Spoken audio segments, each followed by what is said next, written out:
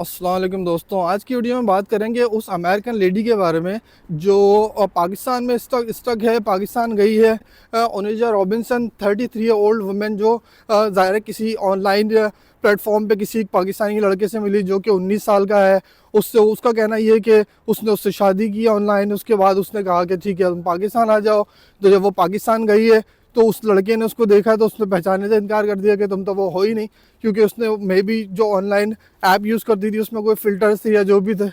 बहरहाल ये एक ऐसा सिनेरियो बन गया जिसमें वो स्ट्रैंडेड हो गई पाकिस्तान में। उसने जाके वहाँ पे थोड़ा प्रोटेस्ट किया, उसके जो लड़का था उसके इलाके में जाके, उसके जो फ्लैट्स थे जहाँ भी, तो उसने जाके थोड़ा वहाँ पे प्रोटेस्ट किया कि मैं यहाँ से नहीं जाऊँगी जब तक कि मुझे लड़का नहीं मिलेगा, ये जो भी था इस तरह से।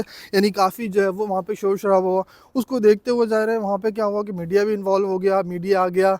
उसके बाद मीडिया के साथ साथ जो है वो लोकल लोग भी आ गए।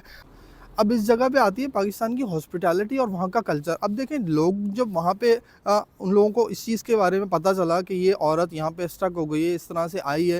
हालांकि उसकी रेस या नस्ल या उससे उसका किसी का कोई लेना देना नहीं था, कोई इसने ज़ाहिर है अगर वो किसी और कंट्री में जाती तो उसको उसके रेशल बैकग्राउंड से जो है वो उसको पहचाना जाता या उसमें ज़ाहिर है डिस्क्रिमिनेशन किया जाता। लेकिन पाकिस्तान में ऐसा नहीं हुआ और लोगों ने उसको बिल्कुल पुरखुलूस एज ए गेस्ट लिया।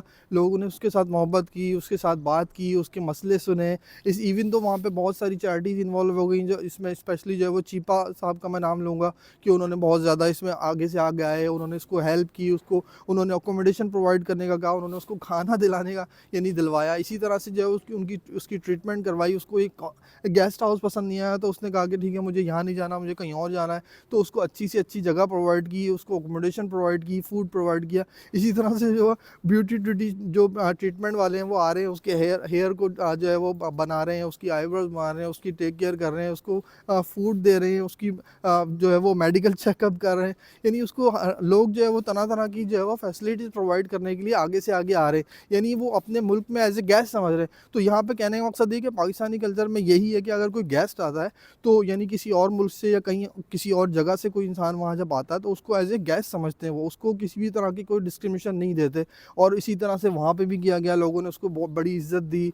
और इसी तरह से हालांकि उसको साइकोलॉजिकल भी कोई इसके मसले मसाइल थे, लेकिन ये कि उसको डॉक्टर को भी दिखाया गया। इसी तरह से उसके साथ उससे बातचीत की गई, उसके मसले सुने गए। मीडिया आ गया, मीडिया के साथ उसने बात की। हालांकि लोग उसके साथ पोलाइट थे, वो ज़ाहिर फ्रस्ट्रेट थी बहुत ज़्यादा, वो उनसे उलझ भी रही थी। कभी कभी उसने उलझ के बातें की, कभी कभी उसने इरिटेशन में जो है वो लोगों को, मीडिया को भी बोल दिया कि you just go your home. इस तरह की उसने बातें की। चीपा साहब जो थे बेचारे वो इतने ज़्यादा पोलाइट थे, उसके साथ हमेशा उसको की हेल्प में वो लगे हुए थे। और हालांकि वो चीपा साहब को ही बुरा कह रही